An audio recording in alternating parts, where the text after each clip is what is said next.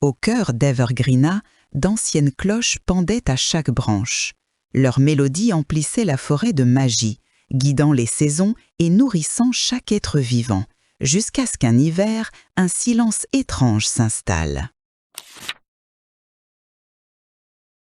Sorin, le cerf d'Evergreenna, sentit le changement dans le cœur de la forêt. Il savait que le silence était plus qu'un simple chuchotement hivernal. C'était le signe que quelque chose n'allait pas du tout. « Les cloches, elles ne sonnent pas, Sorin » gazouilla Viri, dégringolant d'une haute branche. « La forêt semble vide. » Sorin acquiesça, le cœur lourd.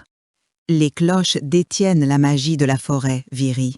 Nous devons découvrir pourquoi elles se sont tues. » Ensemble, le cerf et l'écureuil partirent en voyage à travers les bois enneigés, leur souffle s'évaporant dans l'air froid.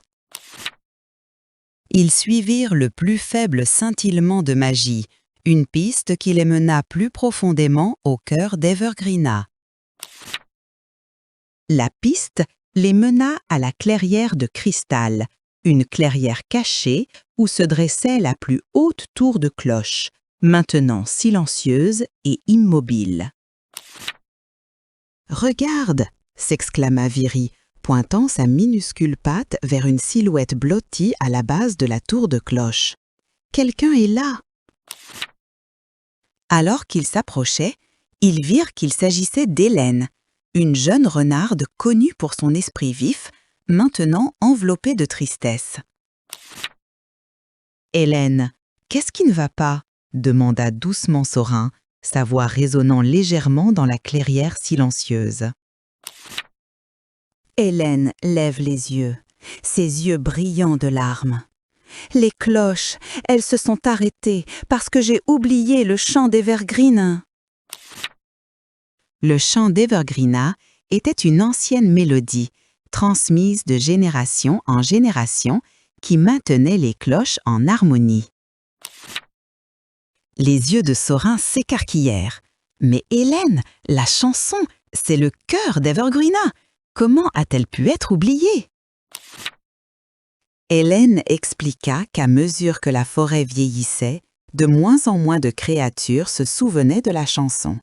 La tradition s'éteignait et avec elle, la magie des cloches. « Mais si nous pouvons nous souvenir de la chanson, pouvons-nous ramener la magie des cloches ?» demanda Viri, ses yeux pétillants d'espoir. Sorin acquiesça, ses yeux brillants d'une détermination renouvelée. « Nous devons essayer. Il y a encore des échos de la chanson dans nos cœurs. »